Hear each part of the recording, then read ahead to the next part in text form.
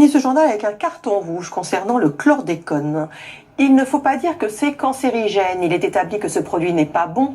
Il y a des prévalences qui ont été reconnues scientifiquement, mais il ne faut pas aller jusqu'à dire que c'est cancérigène parce qu'on dit quelque chose qui n'est pas vrai et qu'on alimente les peurs. Fin de citation. Ces propos tenus vendredi dernier devant des élus d'outre-mer par Emmanuel Macron nous ont choqués parce que ce chlordécone est bien cancérigène. C'est prouvé scientifiquement et il est principalement responsable de cancer de la prostate. Le chlordécone, on le rappelle, c'est ce pesticide ultra toxique qui a été utilisé dans les bananeraies en Guadeloupe et en Martinique jusqu'en 1993 pour lutter contre le charançon noir du bananier.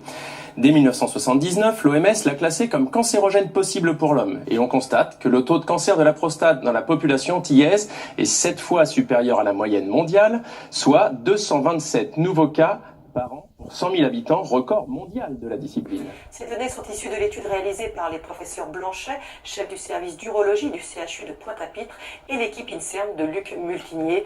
Et elles ont été publiées dans la très sérieuse revue Journal of Clinical Oncology en 2010. Il y est clairement établi une association positive, fonction de la dose et significative entre une exposition au chlordécone et la survenue d'un cancer de la prostate. Certes, Monsieur le Président, vous avez reconnu que l'utilisation de chlordécone était un scandale environnemental. Alors le but n'est pas d'alimenter les peurs, mais de reconnaître également la valeur scientifique de vos enseignants-chercheurs et la souffrance des milliers de malades aux Antilles. C'est la fin de ce journal.